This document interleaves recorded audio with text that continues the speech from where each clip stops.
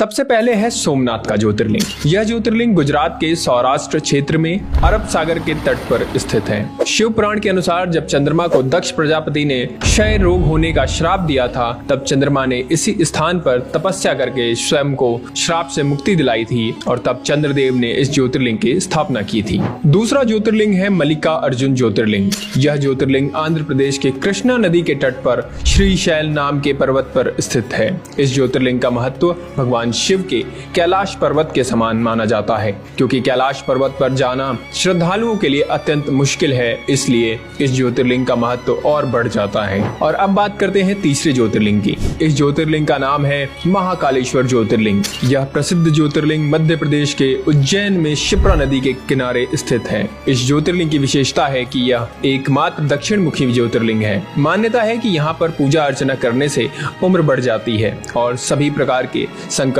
टल जाते हैं। चौथा ज्योतिर्लिंग है ओमकारेश्वर ज्योतिर्लिंग। यह ज्योतिर्लिंग मध्य प्रदेश के प्रसिद्ध शहर इंदौर के पास स्थित है। जिस स्थान पर ज्योतिर्लिंग है उस स्थान पर नर्मदा नदी बहती है और यह नदी चारों ओर बहती है, जिसमें यहाँ ओम का आकार बनता है, इसलिए इसे ओमकारेश्वर के नाम से जाना जाता है। मान्यता है कि तीर्थयात्री सभी तीर्थों से जल लाकर ओमकारेश्वर में अर्पित करते हैं और तभी उनके सारे तीर्थ पूरे माने जाते हैं। पांचवा है केदारनाथ ज्योतिर्लिंग। भगवान शिव का यह प्रसिद्ध ज्योतिर्लिंग उत्तराखंड में स्थित है। यह मंदिर समुद्र तल से 3200 किलोमीटर ऊंचाई पर स्थित है। यहाँ सर्दियों में भारी बर्फबारी होती है, इसलिए सर्दियों के 6 महीने यहाँ जाना मुश्किल है, अर्थात यहाँ दर्शन के लिए सिर्फ गर्मी में ही जाया जा सकता है। मान्यता है कि इस मंदिर का निर्माण पांडवों के पौत्र महाराजा जन्मेजय ने करवाया था। अब बात करते हैं छठे ज्योतिर्लिंग की, जिसका नाम है भीमाशंकर ज्योतिर्लिंग। यह ज्योतिर्लिंग महाराष्ट्र के पुणे जिले में पश्चिमी घाट या सह्याद्री नामक पर्वत पर स्थित है। यहाँ स्थित शिवलिंग काफी मोटा है और इसलिए इसे मोटेश्वर महादेव भी कहा जाता है। सातवां है विश्वनाथ ज्योतिर्लिंग।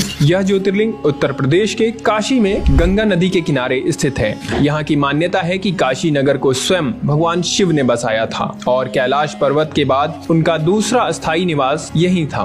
कहा यह भी जाता है कि काशी भगवान शिव के त्रिशूल पर टिका हुआ है और माना जाता है कि जिस जगह ज्योतिर्लिंग स्थित है वो जगह कभी भी लुप्त नहीं होती और सदियों से वैसी की वैसी स्थापित है। कहते हैं जो भक्त इस शहर में आकर भगवान शिव की पूजा करते हैं उन्हें हर तरह के पाप से मुक्ति मिल जाती है। आठवां ज्योतिर्लिंग है त्र्यंबकेश्वर ज्योतिर्लिंग। यह ज्योतिर्लिंग गोदावरी नदी के किनारे महाराष्ट्र राज्य के नासिक जिले में स्थित है। कहा जाता है कि गौतम ऋषि और गोदावरी नदी के बुलाने पर भगवान शिव को इस ज्योतिर्लिंग में आकर बसना पड़ा था। इस ज्योतिर्लिंग की सबसे खास बात यह है कि यहाँ ब्रह्मा, विष्णु और महेश तीनों ही विराजित हैं, जबकि अन्य सभी ज्योतिर्लिंग में केवल भगवान शिव ही विराजित हैं। अब बात करते हैं 9वें ज्योतिर्लिंग की, जिसका नाम है वैद्यनाथ ज्योतिर्लिंग। यह ज्योतिर्लिंग झारखंड राज्य के देवघर में विराजमान है। मान्यता है कि इसे लंकापति रावण ने स्थापित किया था। दरअसल इस शिवलिंग को रावण ने अपने 9 सिरों की भेंट चढ़ाकर भगवान शिव से वरदान मांगा था। 10वां ज्योतिर्लिंग है नागेश्वर ज्योतिर्लिंग। यह ज्योतिर्लिंग गुजरात के बडोदरा क्षेत्र में गोमती द्वारका के पास स्थित है।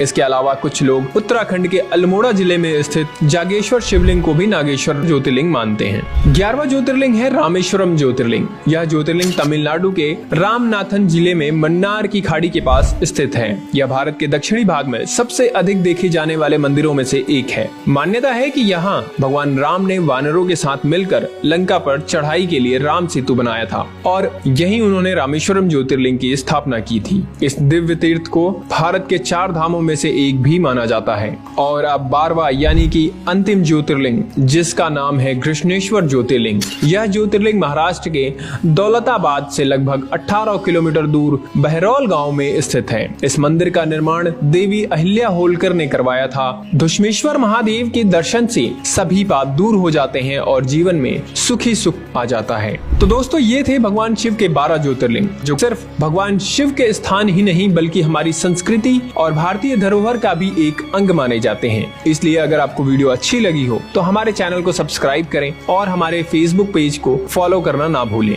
वीडियो को लाइक करें और इसे शेयर करें, क्योंकि हम आपके लिए इसी तरह के और भी वीडियोस लाते रहेंगे। तो मिलते हैं आपसे अगली वीडियो में, तब तक के लिए हर हर महादेव।